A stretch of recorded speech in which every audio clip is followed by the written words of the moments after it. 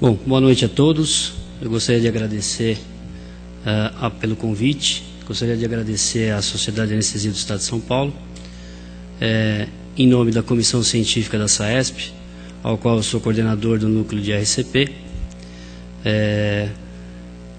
Vamos estar iniciando a nossa fala a respeito de reanimação cardiopulmonar em anestesiologia. Meu nome é Guinter Giroldo Badeça.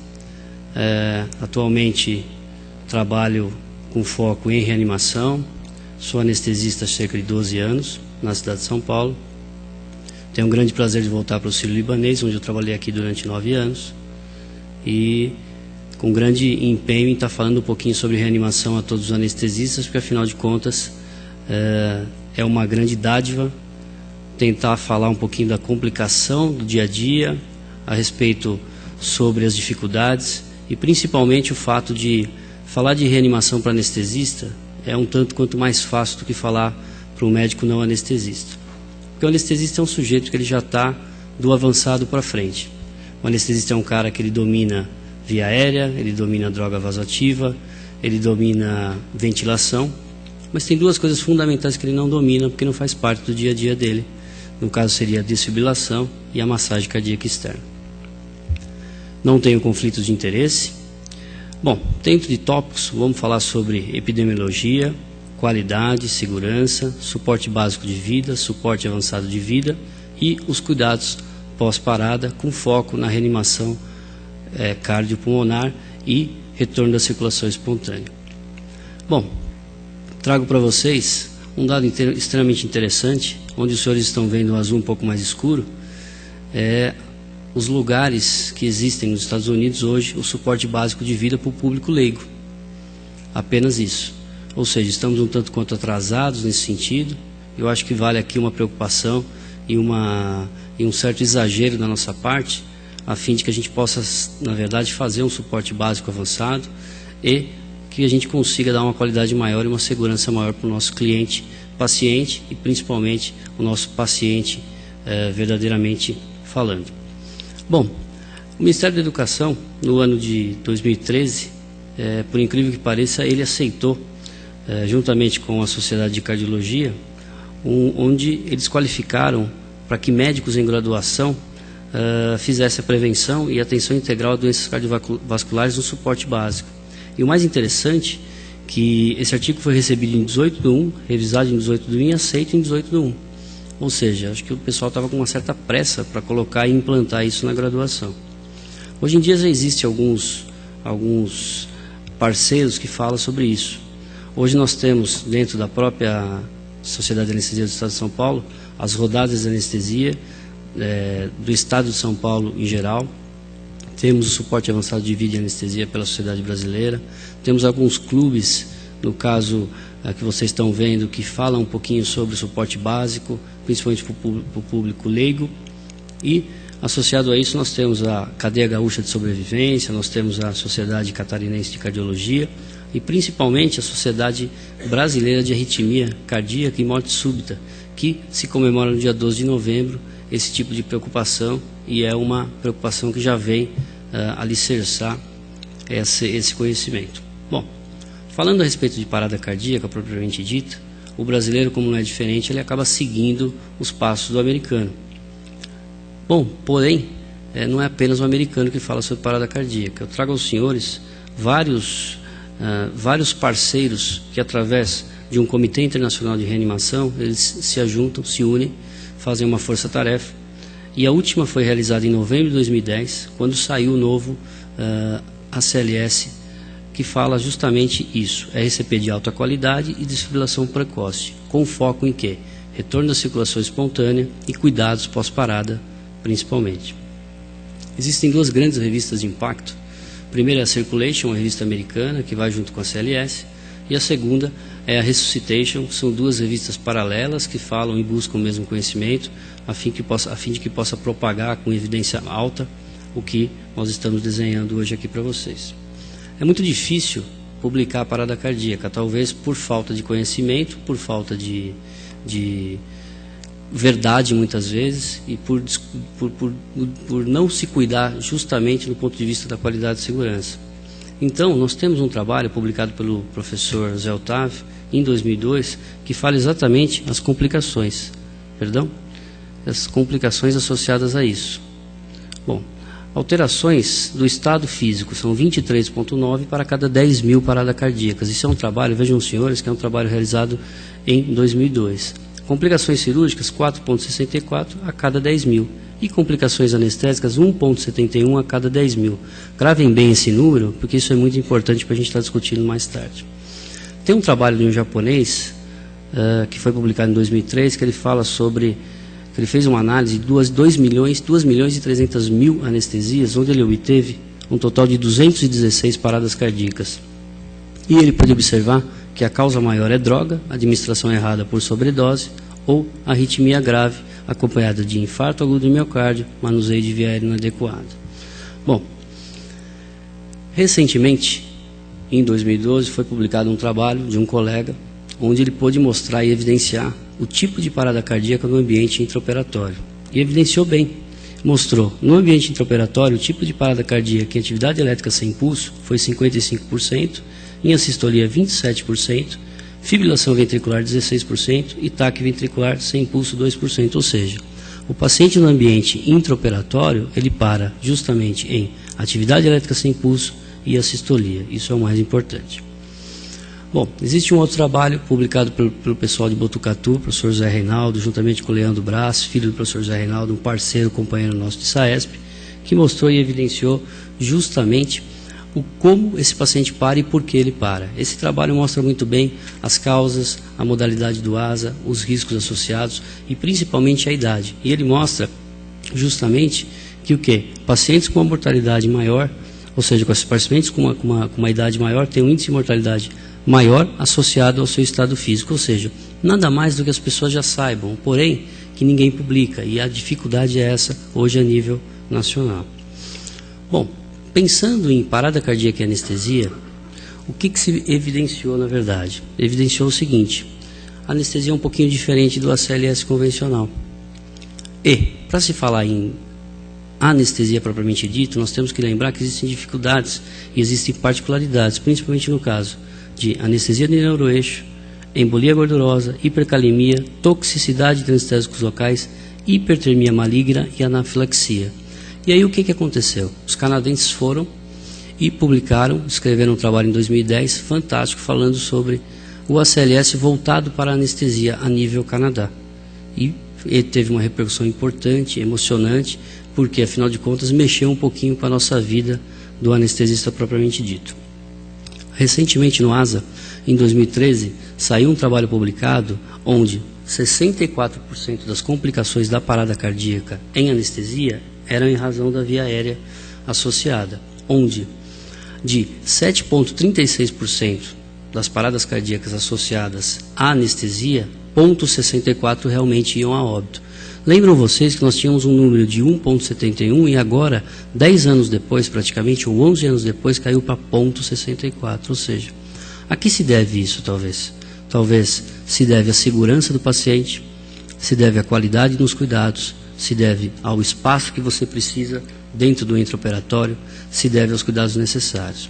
Porém, quando se fala em cuidados, eu pergunto aos senhores, alguém checa o desfibrilador antes de iniciar uma anestesia? Ninguém aqui checa. Ninguém que está em casa checa. Sabe por quê? Porque não faz parte do seu dia a dia. Né? Não faz parte do dia a dia do anestesista procurar saber que tipo é o desfibrilador dele. Se ele tem um desfibrilador elétrico automático, se ele tem um manual, se ele é bifásico, se ele é monofásico. Ninguém faz isso. E por que não faz? Se caso você precisar, quem que vai te ajudar nesse momento? O seu desfibrilador. E é justamente isso que a gente tem que falar para vocês. Bom, mais uma vez falando de segurança, talvez é o foco principal dessa nossa conversa, se deve, obviamente, saber justificar o porquê você faz tudo isso. Eu preciso muitas vezes checar exatamente o quê? Eu preciso checar as minhas máquinas e as minhas medicações, preciso checar a minha oximetria de pulso, preciso checar se o paciente tem ou não alergia, preciso checar se ele tem dificuldade de risco de via aérea, preciso checar se ele tem sangramento ou não. É o nosso dia a dia. Isso você consegue, na verdade, ter uma preparação para que isso não ocorra, para que não tenha um acontecimento maior.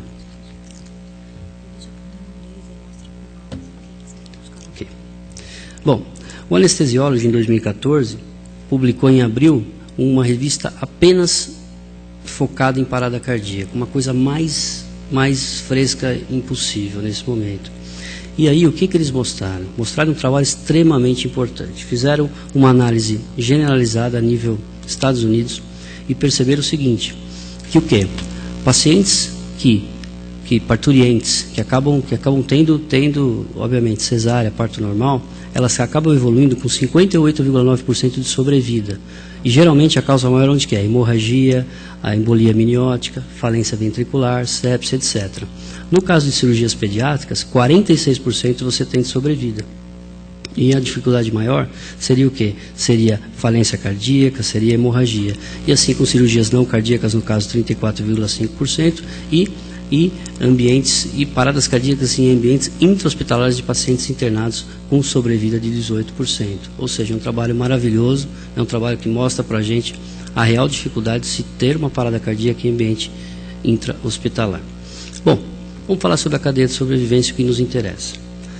Quando a gente fala de cadeia de sobrevivência, existem elos. Os elos são grudados uns aos outros, eles se dão as mãos. O primeiro elo é a prevenção, identificar a crise, identificar você ter uma ação direta sobre isso. O segundo é uma RCP precoce, ou seja, ênfase na massagem cardíaca. O terceiro, você precisa pedir ajuda. E ajuda para quem? Muitas vezes para outro anestesista. Perdão. O quarto seria o suporte avançado de vida em anestesista, propriamente dito. Ou seja, existem particularidades. É por isso que a gente vai estar falando sobre isso com vocês. E o quinto, e talvez o mais importante nisso aí, tenho um problema. O que eu faço com o meu paciente? Ou seja, eu tenho cuidado pós-parada cardíaca nesse momento. Bom, suporte básico é uma coisa básica, já está falando. Qualquer um dentro do hospital precisa saber fazer suporte básico. Ainda mais você que está à cabeça do paciente, responsável pelo paciente, precisa identificar. Ou seja, o meu paciente, ele é não responsível, sem respiração ou respiração anormal, o que eu faço? Eu aciono o serviço de emergência.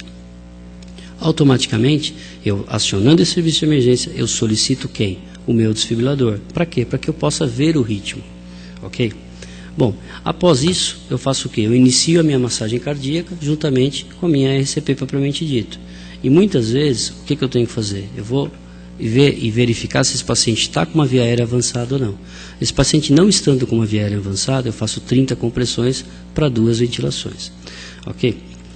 Bom, uma coisa importante. A partir de 2010, mudou-se a ordem do atendimento inicial, do atendimento primário. Antigamente, o que era ABC, mudou para CAB. ênfase em que no CAB? Chamar ajuda, principalmente o C de compressão, que significa chamar ajuda, checar o pulso. Pulso aonde? Carótida. Lembre-se, a gente tem 5 segundos para chegar a um pulso. Apenas isso.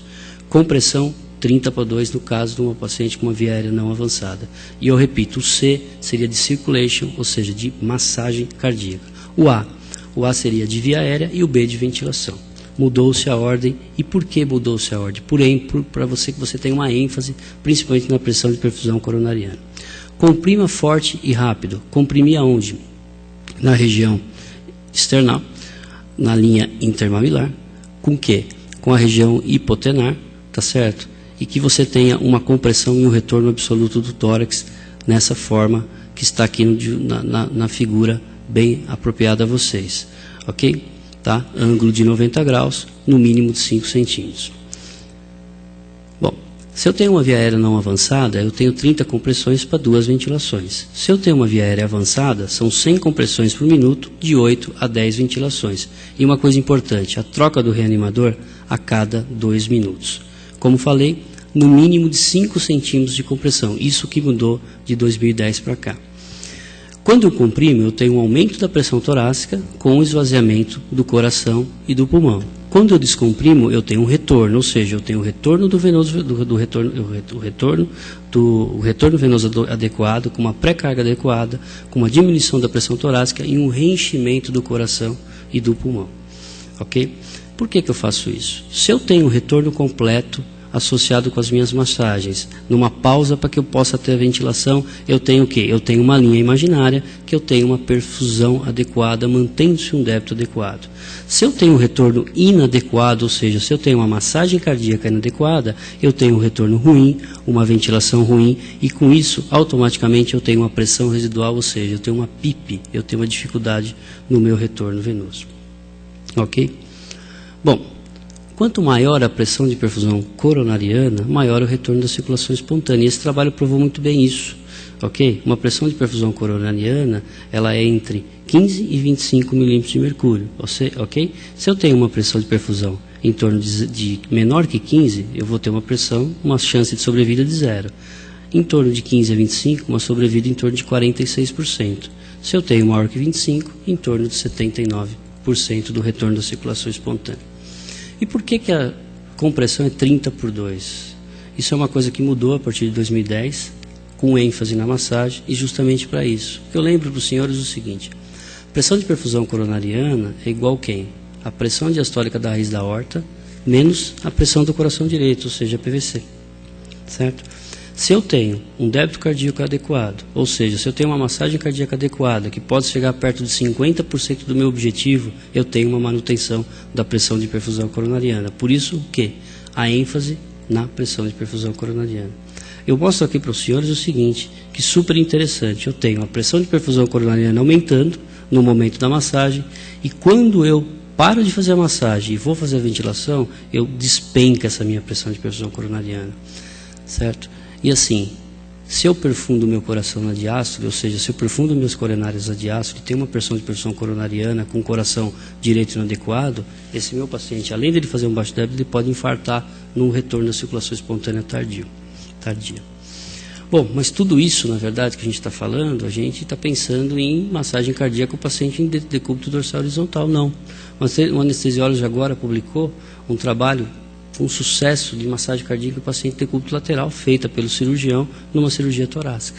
E teve o retorno absoluto, com o retorno da circulação espontânea, com a massagem direta, ou seja, ela teve um sucesso adequado.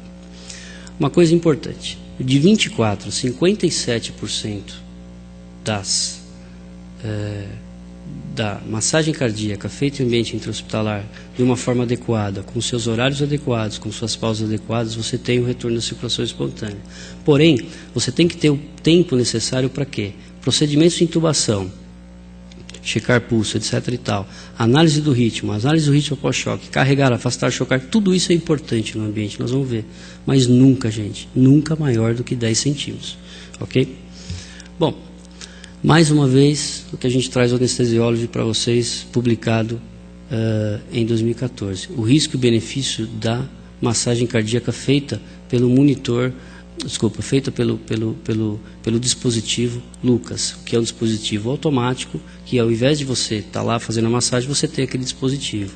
Ele tem como obrigação chegar perto de 60% do débito cardíaco. Por quê? Porque eu lembro para vocês o seguinte, uma boa massagem com uma ênfase adequada, você chega de 33% a 50%. O Lucas, ele vem com essa obrigação de próximo de 60%, ou seja, é o melhor dos mundos. Porém, ele também causa problemas. E mais uma vez o Anesthesiology publica um trabalho sobre um trauma na região pancreática, paciente, obviamente, evoluindo para óbito em razão do Lucas.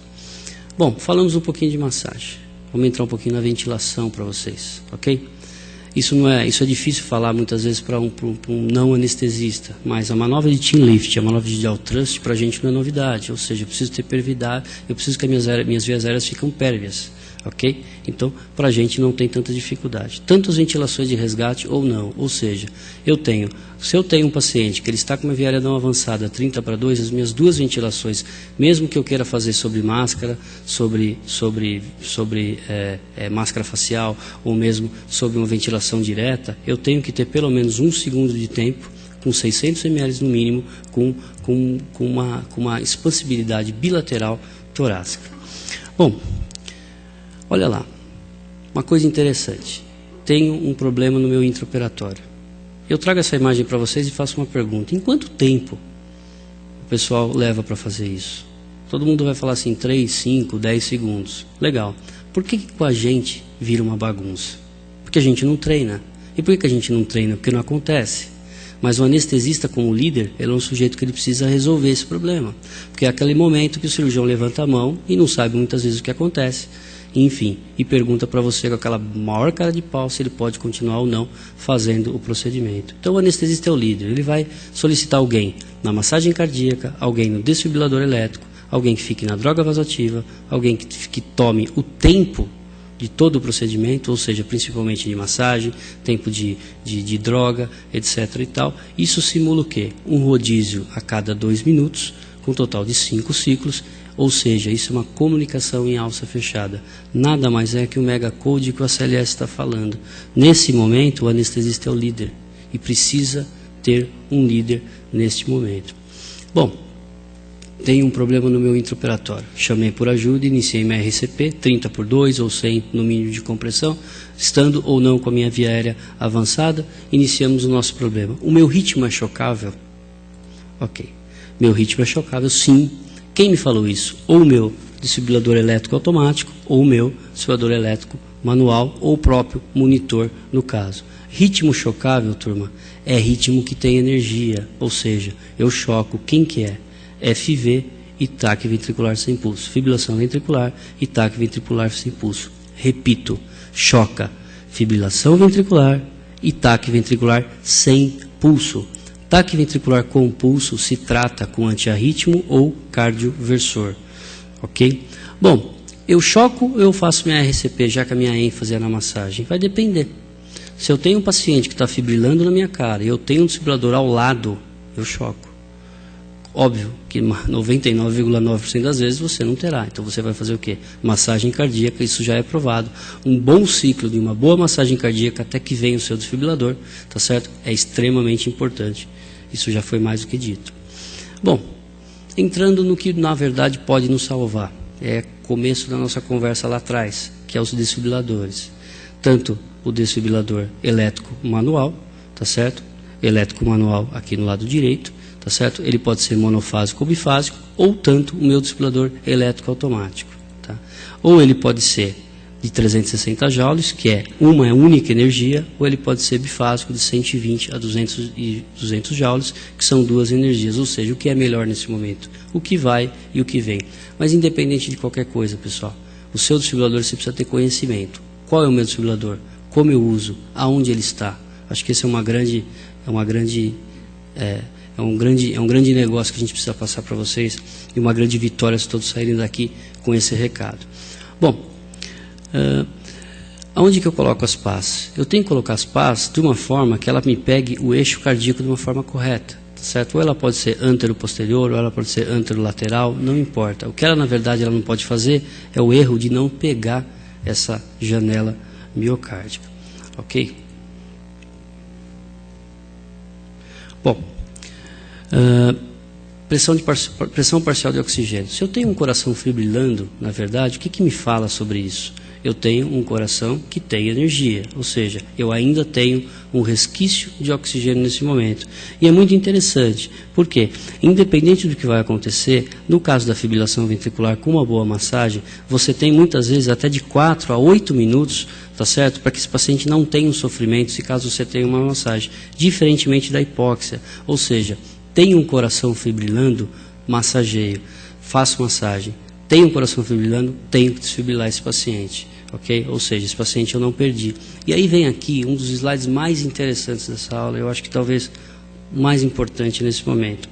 Se eu tenho um paciente que está com uma fibrilação ventricular, eu tenho do 0 ao 4º minuto para desfibrilar esse paciente, ou seja, eu tenho uma onda grosseira, eu tenho uma energia atuante aqui, eu tenho de 0 a 5 minutos, eu estou na fase elétrica.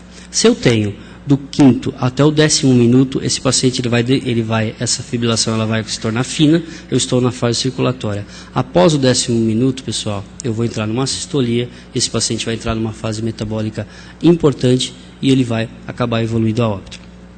Bom, chocamos esse nosso paciente, continuamos minha RCP por mais 2 minutos, lembro, 2 minutos 5 ciclos, e aí eu vou atrás do meu acesso endovenoso intraósseo. Olha lá, eu sou anestesista, eu já sei fazer isso, meu paciente já tem, ou seja, talvez isso aqui para a gente não precisa. eu já estou na metade do caminho, ok? Bom, lembro, acesso intraósseo, tanto na região proximal tibial, quanto na região proximal do húmero, independente da técnica, você pode estar acessando. Bom, fiz a minha RCP, o meu ritmo continua chocável, ok? Choco esse meu paciente. E choco de que jeito? Eu tenho um monofásico, vou chocar esse meu paciente com 360 joules. Eu tenho um bifásico, eu vou chocar ele com 120 ou 200 joules. Mas eu tenho um desfibrilador que eu não sei como é que é. Gente, não perca tempo, ok? O máximo de energia e choque esse seu paciente. Bom, choquei esse meu paciente, fiz uma minha RCP por mais 2 minutos, o ritmo continua chocável, choquei. Faço minha RCP por mais 2 minutos e aí eu vou começar a pensar em quem, gente? Talvez a melhor solução nesse momento, que é o quê? Adrenalina a cada 3 a 5 minutos. Considero via aérea avançada e aí, olha só que coisa interessante. O ACLS vem falar para a gente sobre capnografia. Uma coisa que a gente já sabe, já conhece, que para a gente não tem problema nenhum, tá certo? Ok? Ou seja, nível de evidência máximo, capnografia, resolução CFM 1802, ou seja, já é uma obrigação nossa. Bom, via aérea não tem muito o que discutir. Máscara laríngea, fast track, tubo laríngeo, tubo, máscara facial, as evidências são exatamente as mesmas. E volto a falar da capnografia, obviamente. Vamos falar um pouquinho, puxar um pouquinho a sardinha para o nosso lado. Ok? Tenho aqui um paciente que anda com uma capnografia em torno de 30, 35, ele acaba diminuindo em razão de um CO2 inadequado, um débito cardíaco inadequado, ou seja, uma capnografia abaixo de 12,5, o que me representa? Um débito cardíaco inadequado, esse paciente está em parada cardíaca. Ao passo que, numa parada cardíaca, uma boa reanimação, esse paciente evoluindo com uma capnografia alta, eu tenho o retorno da circulação espontânea. Bom, esse meu ritmo continua chocável. Lembre-se, eu choquei ele uma vez, choquei 2 vezes, entrei com adrenalina, considerei via aérea, fiz meus 2 minutos, checo novamente o meu ritmo. Ele continua chocável. Sim, choco o meu paciente, não importa se é bipolar 200, se é monofásico 360 joules, e aí eu parto para quem? O meu principal antiarrítmico. Observe vocês uma coisa, eu choquei o paciente uma vez, choquei o paciente 2 vezes, após a 3ª vez, ou seja, refratário ao choque, eu entro com a meldarona. Não adianta fazer a meldarona, pessoal, no primeiro momento. Ou seja, lembre-se que a meldarona é um antagonista de canal de quê? Potássio, sódio, magnésio, cálcio, hipotensão, bradicardia, ou seja, eu estou refratário ao choque. Por isso que eu solicito o meu antiarrítmico principal, que é a meldarona. Ao passo que ao contrário é a mesma coisa. Se o meu ritmo não é chocável, o que é isso? É a sistolia ou atividade elétrica sem pulso. Tá certo? Porém, o que eu mostro para vocês é o seguinte. Desde quando eu tenho uma assistolia, eu sei que esse meu paciente não é chocável. Ótimo, nem mesmo atividade elétrica sem pulso. Mas até que me prove ao contrário, eu preciso checar. Isso chama-se protocolo da linha reta, ou seja, eu preciso checar o cabo, o ganho e as derivações. E quando eu checo a derivação, na própria pá, eu inverto a derivação a 90 graus. Ok? Para quê? Para que eu não possa perder a oportunidade de chocar uma fibrilação fina. Isso é extremamente importante, aí as pessoas acabam errando. Então, novamente, o que eu choco? Eu choco o que tem energia. E o que não tem energia, que seria o quê? A sistolia, atividade elétrica sem pulso, eu não choco. Gente, por favor, eu não choco. Nós estamos aqui falando com o residente, nós estamos falando com o pessoal de 5, 10, 20, 30. Pessoal, que não tem energia, eu não choco. Eu não choco a atividade elétrica sem pulso, eu não choco a sistolia, por favor. Ok? Bom, continuo minha RCP por mais 2 minutos, meu acesso é a mesmíssima coisa, adrenalina a cada 3 a 5 minutos, sempre considerando o tempo, tendo uma pessoa, se não tem uma pessoa, você como anestesista líder da parada em alça fechada, precisa estar controlando esse tempo, considero via aérea, se o meu ritmo continua não continua chocável, eu parto com minha RCP por mais 2 minutos e, acima de tudo, somos médicos anestesiologistas, graças a Deus. Chegamos no momento da parada, independente do momento, preciso saber qual é a causa. Preciso saber se isso é reversível ou não. Ok? Bom, meldarona, só para a gente lembrar, 300 miligramas são 2 ampolas em bolos, 150 miligramas cada ampola. Você pode repetir essa ampola a cada 10 minutos, isso é uma coisa importante. Toda droga que você for fazer com um paciente fibrilando, ou mesmo assistolia ou atividade elétrica sem pulso, você precisa fazer acompanhado de um flush de 10 ml e levantar esse membro por cerca de 10 segundos. Os agentes cronotrópicos, no caso, atropina, dobutamina, dopamina, enfim, apenas como retaguarda, principalmente para retorno de circulação espontânea e também apenas em bradicardia sintomática instável, ok?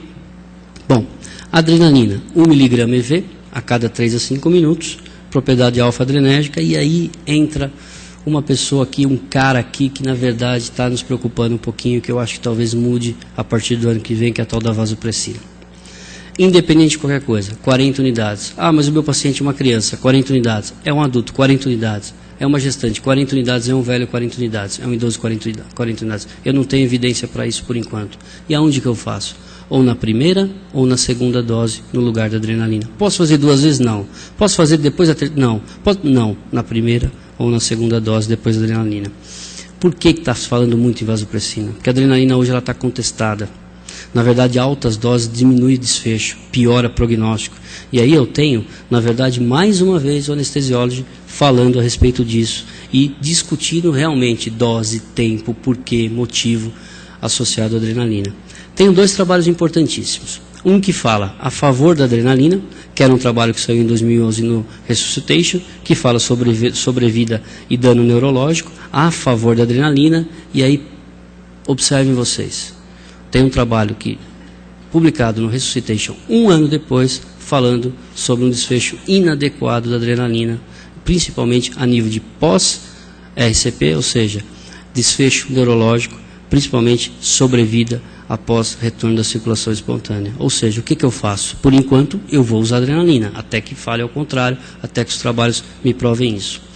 Pessoal, causas reversíveis de atividade elétrica sem pulso e assistolia, todos nós aqui, e quem está em casa, obviamente um dia vai encontrar pela frente. Todo mundo vai, de alguma forma, encontrar uma assistolia alguma vez na vida. Só que nós, na verdade, repetindo o que eu já falei, precisamos tratar as causas. Então, se eu tenho 5Hs e 5T, se eu tenho uma hipovolemia, volume. Se eu tenho uma hipóxia, oxigênio. Se eu tenho uma hipercalemia, KCl ou bicarbonato de sódio. Se eu tenho um paciente com uma certa acidose, já sei que eu vou precisar usar bicarbonato de sódio. Se eu tenho um paciente hipotérmico, eu preciso reaquecer. E aí entra uma coisa que muitas vezes é negligenciada por nós mesmos, anestesiologistas. Por que eu preciso ter um paciente hipotérmico do meu intraoperatório? E aí a gente fala de qualidade, fala de segurança e fala de cuidados, principalmente na RPA. Ok? Hipotermia mata, hipotermia desvia a curva de saturação, faz arritmia, baixa 2,3 DPG, altera a coagulação. Ou seja, isso é um dado importante para a gente, está dentro dos 5Hs e 5Ts. E dentro dos Ts, tamponamento cardíaco, punção pericárdica, trombose coronária IAM, trombólise mecânica. Ah, mas no meu serviço tem hemodinâmica. Ótimo. Pega o seu paciente, liga para o hemodinamicista, desce para a hemodinâmica. Não precisa levar para a UTI.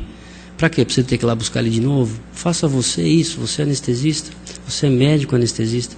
Tem função de tórax, pneutórax, punção de alívio, mas eu posso fazer? Deve, você é médico. Não negligencie o caso. Tóxicos, ninguém sabe mais de tóxicos do que a gente, anestesistas. Ou seja, preciso reverter, preciso antagonizar isso de alguma forma.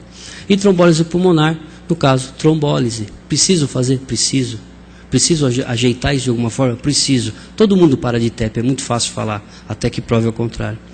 E aí, vem aí uma coisa que mexe um pouquinho com a gente, foi o que eu falei lá dos canadenses no passado. Os americanos, bastante acomodados com isso, o que eles fizeram?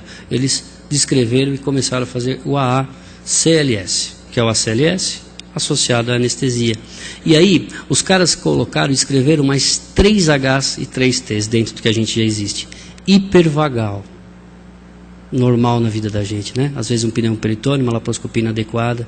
Hipertermia maligna, hipoglicemia, trauma, hipertensão pulmonar, né? E síndrome do QT longo. Isso foi publicado no Refresh, isso foi trazido pelo Refresh do ASA em 2013, já abrindo o curso dentro do ASA a nível Estados Unidos. Bom, via aérea invasiva não deve atrasar a RCP, nós já falamos lá atrás. Se a intubação atrapalhar a RCP, não intubar. FiO2 a 100%, sempre. Até que se prove ao contrário, sempre. Oxigenação passiva, não adianta. Olha, eu vou reanimar esse cara, vou deixar um oxigênio na cara dele, só para ele respirando, você vai só arrumar problema com o seu diretor clínico. Você vai gastar oxigênio à toa. Ventilação com bolsa máscara, já falei, de 600 ml em 1 segundo. Pressão cricoide. Olha, o cara parou aqui, estava estava ali na esquina, foi atropelado, estava comendo um lanche, e eu vou aqui fazer uma pressão cricoide nele, senão ele vai broncoaspirar. Pessoal, o negócio é o seguinte, o paciente está parado, esquece a pressão cricoide, que ela vai mais atrapalhar a tua intubação do que qualquer outra coisa. Nível 3, classe 3, nível C, ou seja, isso é opinião de especialista. Cânula oral ou nasofaríngea vai te ajudar, podendo sim ou não. E aí a capnografia, olha lá. Classe 1, nível A, ou seja, descobriram a pólvora, né? Uma coisa que a gente já conhecia. Bom, no ponto de vista da motorização, se a minha capnografia está menor que 2, menor que 10, eu preciso melhorar a minha RCP. Se a minha capnografia está em torno de 35 a 40, retorno da circulação espontânea. Ótimo, parabéns para você. Se a minha pressão diastólica inicial é menor que 20, melhorar a minha RCP. Mas, poxa, Guinter, como é que eu vou avaliar minha pressão diastólica inicial? Pessoal, olha só, hoje em dia, grandes cirurgias são muito mais bem-vindas do que qualquer outra coisa. A gente tem, muitas vezes, pressão arterial média puncionada. Tá certo? Então, ela também é um critério para você saber se você teve ou não um retorno da circulação espontânea. Pressão arterial, sim, tenho minha PAM, preciso evoluir.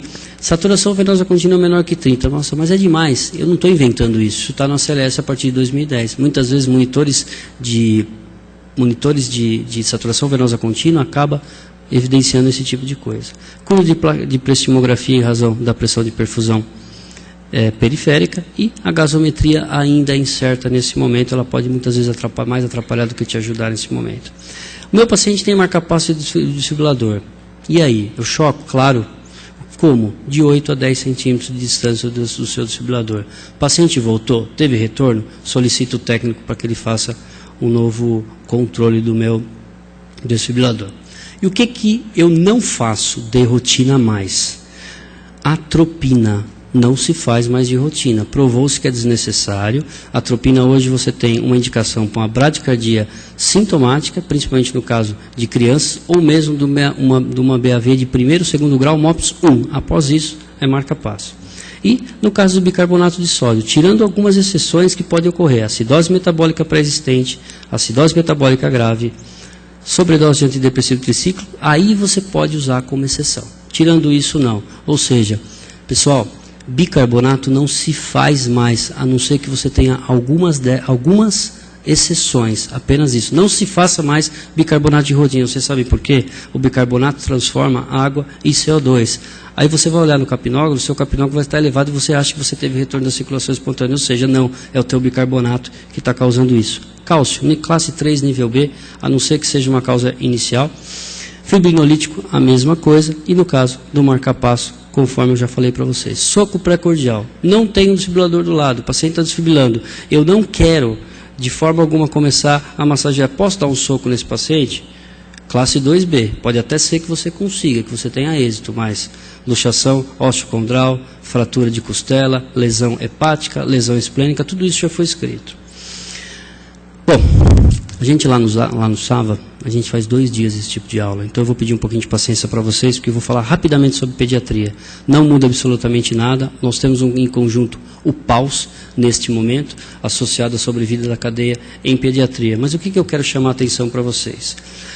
Reanimação neonatal. Eu lembro que o neonatal é do 0 ao 28º dia. Após isso, ele é pediatra. Ele é uma reanimação em pediatria, não mais em neonatologia. E quais são as diferenças? Uma relação de compressão 3:1, a não ser que eu preciso fazer uma compressão 15:2 em casos específicos, principalmente em crianças cardiopatas, crianças bradicárdicas sintomáticas.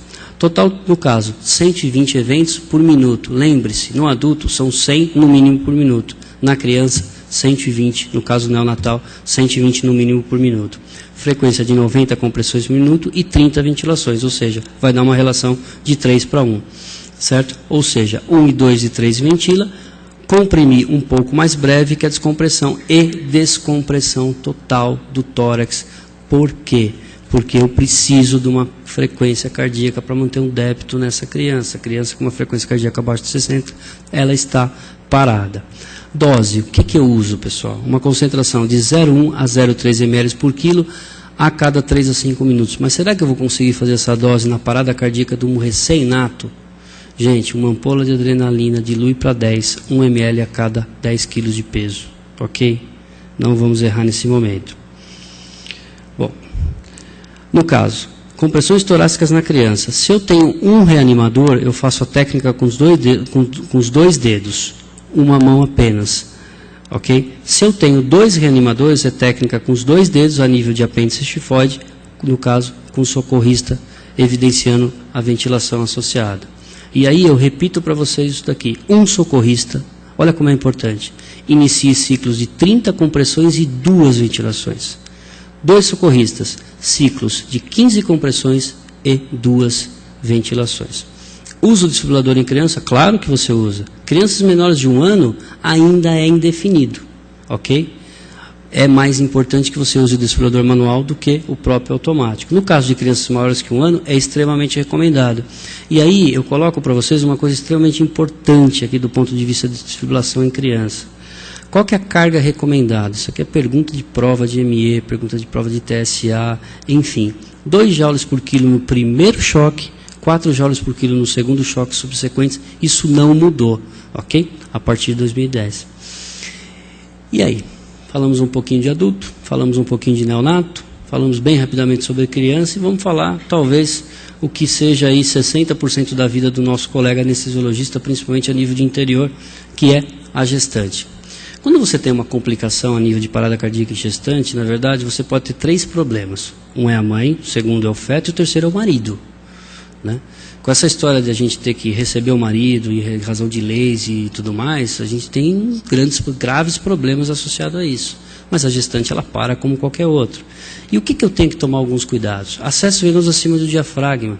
Sempre. Justamente por quê? Porque a minha reanimação é inadequada. Controle precoce da via aérea. Lembre-se, a via aérea da gestante é demasiada em razão da inibição gravídica. Controlar a hipovolemia. Isso é extremamente importante em razão de quê? Em razão de fluxo sanguíneo placentário. Se a paciente tiver, no caso, uma paciente toxêmica, recebendo sulfato de magnésio por forma EV ou forma intramuscular, você interrompe essa infusão de sulfato de magnésio, associa 10 ml de cloridade de cálcio a 10% ou 30 ml de gluconato de cálcio a 10%.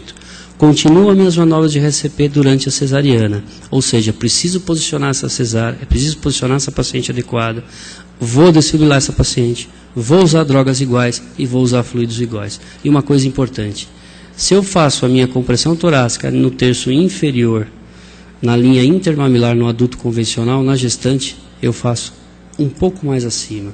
Ou seja, por quê? Porque eu tenho elevação da cúpula diafragmática com uma alteração do eixo cardíaco. E, óbvio, né, em todo o tempo, independente, paciente gestante parou, a primeira coisa que se faz, pede ajuda, começa o suporte básico e também descola o seu útero da cava para que ela possa ter um retorno adequado e para que essa criança não tenha uma acidose fetal ainda maior. Bom, mais uma vez o anestesiológico em 2014 nos traz, evidenciando aquele trabalho lá de trás falando sobre as paradas cardíacas em gestante e, graças a Deus, aí, né, nós temos algo em torno de 60% de sobrevida. Né? Então, para a gente é extremamente importante isso. Gestante, quando para rapidamente, um bom atendimento, ela tende a voltar, muitas vezes é bloqueio simpático alto, ou mesmo por uma cardiopatia não diagnosticada, mas a principal causa, aonde está ainda dentro do Brasil, as toxemias, hipertensões, escolamentos, ou seja, as hemorragias, muitas vezes do terceiro trimestre. Bom, e tratar as causas, fatores desencadeantes da parada, que na gestante tem uma particularidade, que existe um mnemônico que é o Bishop-Shops, que é o B de blind de sangramento e coagulopatias, o E de embolia, complicações anestésicas, no caso o U de uterina, que no caso a atonia, o C de cardiológicas, que são várias situações, o H de hipertensão, pré-eclâmpsia e eclâmpsia, o O de outros diagnósticos diferenciais, o P de placentas e sepsis, ou seja, a causa da parada cardíaca na gestante está dentro desse mnemônico. E o que se fazer no caso, quando eu tenho uma parada cardíaca gestante? Eu devo preparar minha equipe para uma possível parada. Quando a gente fala de desfibrilador, eu tenho que ter desfibrilador aonde dentro do meu centro cirúrgico? Eu tenho que ter no meu corredor, eu tenho que ter na minha RPA, mas eu também tenho que ter lá no meu centro obstétrico, que é extremamente importante. Se não ocorrer retorno da circulação espontânea após o 4º minuto de esforço de reanimação, ou seja, você está reanimando seu gestante de uma forma convencional, o que você precisa fazer? Considerar cesariana de emergência. E aí, o objetivo qual que é? Retirada do feto com 5 minutos após o início dos esforços de ressuscitação. E uma coisa importante, a viabilidade fetal ela é maior ou igual a 25 semanas. Ok? Isso é extremamente importante, não se deve esquecer. Preciso chamar a equipe, preciso ter neonato, preciso ter o obstetra aposto e preciso ser rápido para que eu possa ter uma sobrevida, principalmente no binômio mãe e feto. Bom, não posso deixar de falar para vocês algo que faz parte do nosso dia a dia, que é a intoxicação por anestésico local. E hoje já existe o Lipofundin, que é o que? É um antagonista, na verdade, do anestésico local, que acaba ocupando os canais de sódio, né, diminuindo o nosso potencial de ação, aumentando o período refratário, todas aquelas coisas que a gente já sabe do ponto de vista de cinética e dinâmica do anestésico local, mas ele vem antagonizar. Hoje já é frequente dentro dos hospitais, a dose ainda não é determinada, ele é uma emulsão lipídica a 20%, a dose é 1,5 ml por quilo em bolos.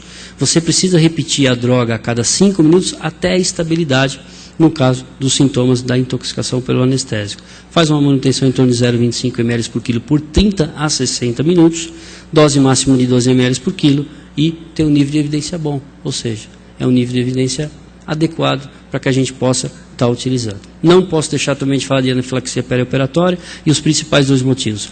Bloqueador neuromuscular ainda é o campeão, juntamente com látex e os antibióticos. Látex, lembre-se, principalmente residentes, é uma coisa que está crescendo, faz parte do nosso dia a dia, faz parte dos protocolos de qualidade e segurança, principalmente a nível das acreditações internacionais.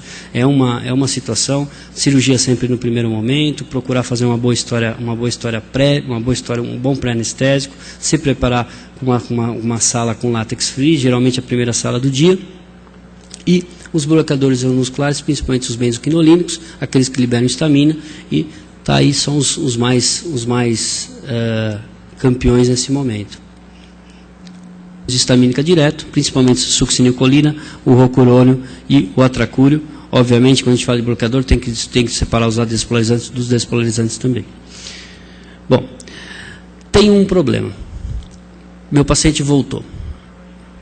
10 minutos, 20 minutos, 40 minutos, 1 hora, 2 horas, o meu paciente voltou. O que eu faço com isso? Corro, enfio numa maca e mando ele para a UTI? E largo lá? Não. O 5º elo, ele fala sobre cuidados pós-operatórios. E eu preciso fazer o que com esse paciente? Reavaliar e estabilizar hemodinamicamente. Aí eu vou entrar com droga, vou passar um acesso central desse paciente, vou estabilizar, vou colher exame, vou colher uma gás, vou deixar esse paciente adequado. Faço uma dose de manutenção, se no caso uma FV ou TVC impulso, com a mildarona. Preciso saber qual é o diagnóstico que esse paciente parou. Por que ele parou? O que causou essa parada? Eu preciso saber. Mantenho uma FiO2, lembre-se que a minha FI lá no passado era 100%, hoje eu preciso manter uma FiO2, não importa que número, para que essa saturação venosa, para que essa saturação de oxigênio seja maior que 94%. Ou seja, eu preciso evitar hiperóxia, ou seja, vasoconstrição cerebral. Preciso manter o ETCO2 em torno de 35 a 40 e evito hiperventilar. Se eu hiperventilo, eu faço vasoconstrição cerebral, tá certo? Eu diminuo a pressão de perfusão cerebral e automaticamente eu causo uma acidose importante. Cedo e faço analgesia desse paciente. Aquelas pessoas que voltaram de uma parada, elas reclamam que muitas vezes ela tem dor, ou seja, essa paciente precisa receber um sedativo, essa paciente precisa ter uma analgesia adequada. No caso da hipotermia terapêutica, faço uma hipotermia caso eu tenha uma parada prolongada, em torno de 32 a 34 graus, mesmo que ela seja questionada hoje, vou mostrar um trabalho para vocês, por no mínimo 12 a 24 horas. Mas a minha UTI não faz hipotermia, tem que fazer, ok? Sugira isso a ela. Solicito um eletro de 12 derivações. Mantenho uma PAM maior ou igual a 65 minutos de mercúrio e uma saturação venosa maior que 70. Eu preciso saber qual é a minha oferta e meu consumo de oxigênio nesse momento.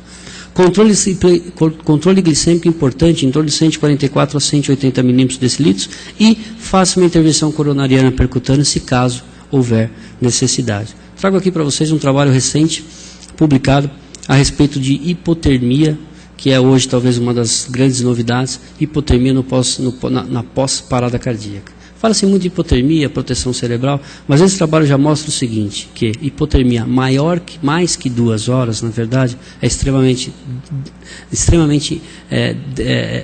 inadequada ao doente. Ou seja, o doente acaba tendo acidose importante, acaba diminuindo os TZPG, acaba tendo coagulopatia, pode acabar infartando, muitas vezes se não tiver uma hipotermia inadequada. Ou seja, já se discute muito a respeito disso.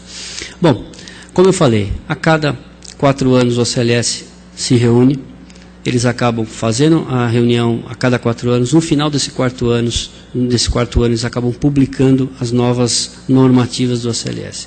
Nós ainda seguimos muito o OCLS no nosso dia a dia, não deixa de ser importante, mas a anestesia, cada dia mais, ela tem as suas peculiaridades, tá certo? Então, assim, a partir de 16 de outubro do ano que vem, eles vão estar liberando o novo OCLS. Eles já estão se reunindo, já estão fazendo várias associações. O que na verdade se discute hoje, talvez? Prováveis mudanças. Talvez a frequência de 30/2 deve aumentar, com ênfase na massagem cardíaca. A hipotermia nos cuidados pós-parados provavelmente deve ter alguma alteração. A lidocaína, óbvio que ela vai acabar saindo, né? Muitas vezes fala assim, lidocaína, o CLS fala o seguinte, primeiro antiarrítmico, se caso não tiver amiodarona, faça lidocaína, talvez isso tende a sair. Hoje nós temos uma força importante sobre os dispositivos de via aérea difícil, principalmente os videolaringoscópios assistidos, talvez entre alguma coisa associada, lembrar que a máscara laríngea já entrou a partir de 2010, e a droga vasoativa, que talvez seja a grande pergunta aí para a gente, se a adrenalina vai ou não continuar, e se a vasopressina vai criar força para isso.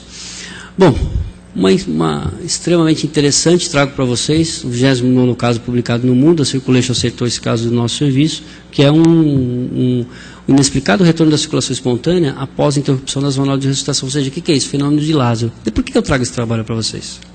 Porque assim, não existe tempo mágico. As pessoas falam assim, 40 minutos, eu reanimei por 40 minutos, vou parar. Isso não existe. Ok? Existe o quê? Uma massagem cardíaca eficaz, existe um CO2 adequado, eu vou atrás disso, ok? Tá certo? Quando eu tenho que parar? Muitas vezes eu já fiz isso para vocês, numa FV, eu tenho 10 minutos, passou isso, entrou a sistolia, eu já deletei tudo que eu tinha. Ou seja, esse paciente já está numa fase metabólica. E por que disso? Digamos que você constatou óbito, numa parada cardíaca prolongada. O que é obrigatório nisso?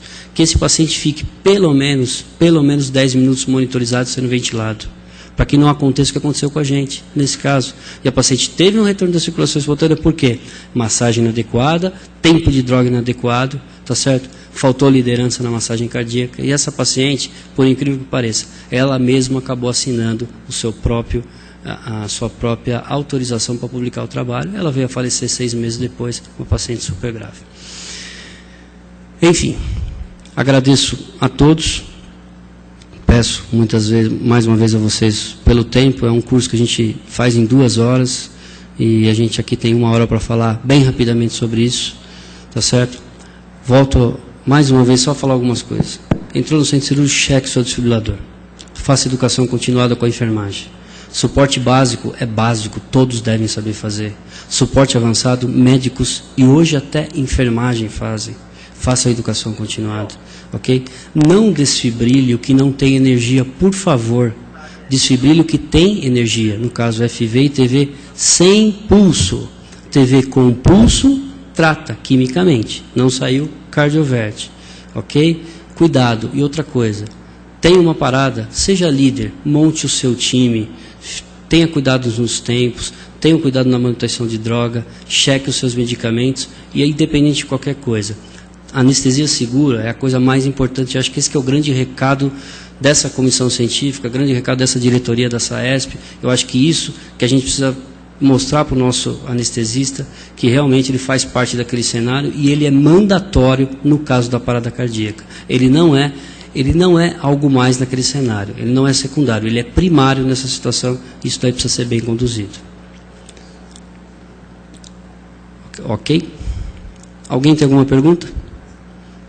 Abro a pergunta a vocês, por favor, fiquem à vontade, vamos discutir. O pessoal de casa tem um tempinho ainda para acompanhar as perguntas? Ok. Ninguém?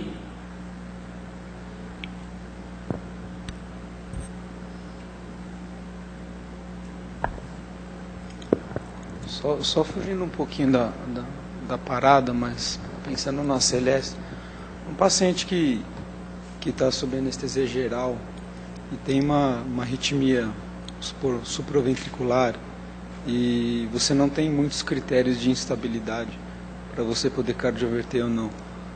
Você opta por primeiro fazer adenosina e depois cardioverter, ou já pode realizar a cardioversão elétrica sincronizada nesse paciente? Olha, uma boa pergunta, na verdade. A adenosina está com supraventricular imediatamente. Num paciente, no caso, que está entubado, muitas vezes já está com sua via aérea avançada, a adenosina nesse paciente, 6 miligramas, tá certo? E a segunda dose, 12 miligramas, ok? A cardioversão, nesse momento, ela é associada, ela é colocada, você deve ter esses cuidados. Mais uma vez, a gente lembra do desfibrilador, porque o desfibrilador ele também cardioverte, né? Isso é extremamente importante, mas a adenosina, nesse caso, tem sim que ser feita, e o ACLS fala bastante sobre isso, principalmente no momento intraoperatório. E lembrar, a adenosina ela causa uma sensação de morte súbita, né?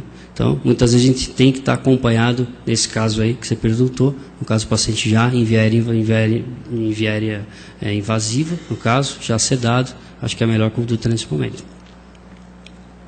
Alguma outra pergunta, pessoal?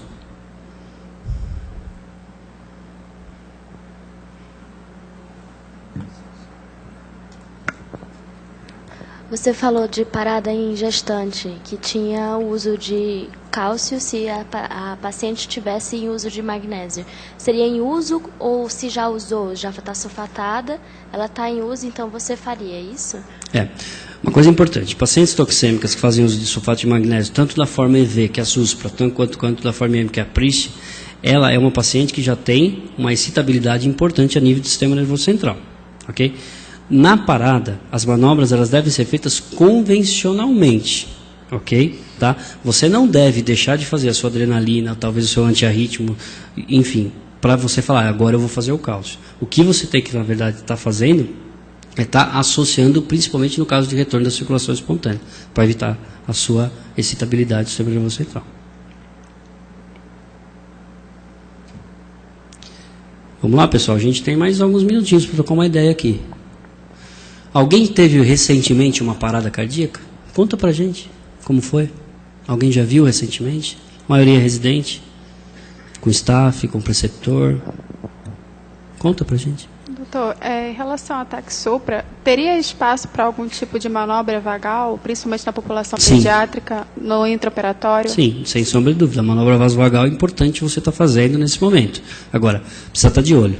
Mesmo o ataque supra, ela tem pulso. Né? Então você tem que saber diferenciar isso, principalmente do ponto de vista de traçado. Né? E uma coisa assim importante, muito importante que você perguntou, né? Manobra vagal é importante? Sim, não tenha dúvida, entra dentro dos cadernários de arritmia. Mas a pá do seu desfibrilador, ela também checa o ritmo. Né? E na parada cardíaca que você sobe em cima do paciente, começa a massagem, conta os tempos, etc. e tal, muitas vezes o seu eletrodo acaba sendo esquecido. Então você precisa muitas vezes checar o seu ritmo com a própria pá do seu desfibrilador. Né?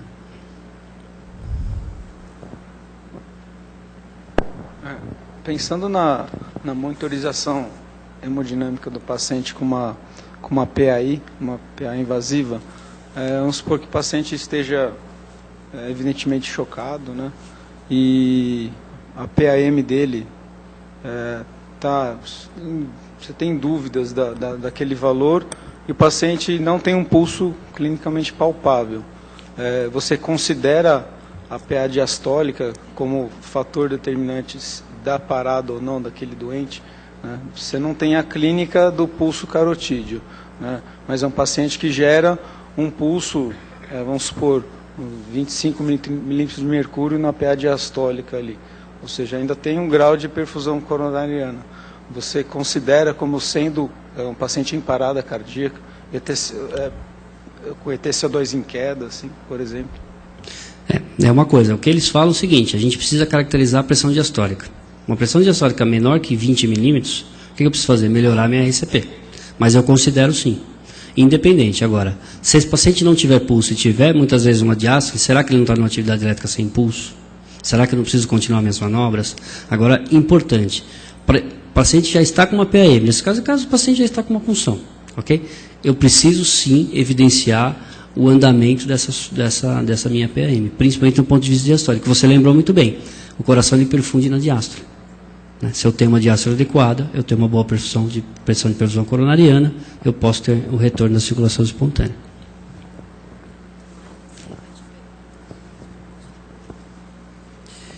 Então, tem uma pergunta de um colega, Edno Alamano de Almeida Soares, que é o seguinte: PCR por hipóxia durante intubação difícil, tumor de laringe, por exemplo, massagem durante traqueostomia? Bom, Edno, a principal causa de parada cardíaca em ambiente intraoperatório, o japonês mostrou para a gente lá que é sobredose. As coisas hoje estão mudando. Tem um trabalho em 2014, agora no anestesiológico, eu mostrei muito bem que a principal causa ainda é via aérea difícil. Por isso que o algoritmo de via aérea difícil, lançado pelo ASA em 2013, vai, obviamente, questionar e vai estar fazendo parte de alguma movimentação a partir de 2015. No caso da sua pergunta, PCR por hipóxia durante intubação difícil, no caso de tumor de laringe, por exemplo, massagem durante traqueostomia, sempre. A massagem, Edno, jamais ela deve deixar de ser feita. E uma coisa importante, no máximo de tempo, o mínimo de tempo que você tem entre a troca de alguém que está massageando, para a troca daquela pessoa que está fazendo a ventilação, ou mesmo que está fazendo algum ato heróico, no caso de uma traqueostomia, é de 10 segundos. Checar pulso, 10 segundos. Trocar o massageador, o cara que está na massagem, 10 segundos. Desfibrilação, 10 segundos. Checar pulso, eu tenho 5 segundos para ver se tem pulso, mas eu tenho 10 segundos para fazer todo o montante. Ok? Independente do que for feito. Se é uma tráqueo, se é uma crico, sempre. A massagem jamais deve ser feita. Deixar de ser feita. Mais alguém? Pessoal, obrigado por vocês terem vindo. Pior coisa que pode acontecer na vida de vocês é vocês perderem um paciente no intraoperatório por insuficiência técnica. Ok? Isso é 100% na vida de vocês. Vocês não vão esquecer nunca mais. Nunca mais. Então, assim, eu acho que o interesse aqui são vários. Prova, o momento da vida, mas assim, o pior negócio que tem é você ter uma parada e todo mundo olhar para a tua cara e você não saber o que fazer, ou você fazer uma coisa inadequada. Então o treinamento tem que ser contínuo, o ACLS está aí para ser feito.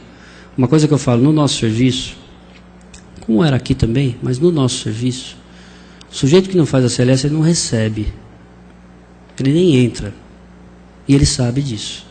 E é assim que tem que ser. Levem isso também, isso não está escrito em livro, certo? Qualidade de segurança é a sua cara que está lá. A medicina de Google hoje, qualquer um está fazendo. Tome muito cuidado com isso. Obrigado pelo tempo de vocês em dedicar aí com a gente hoje aí. Obrigado mesmo.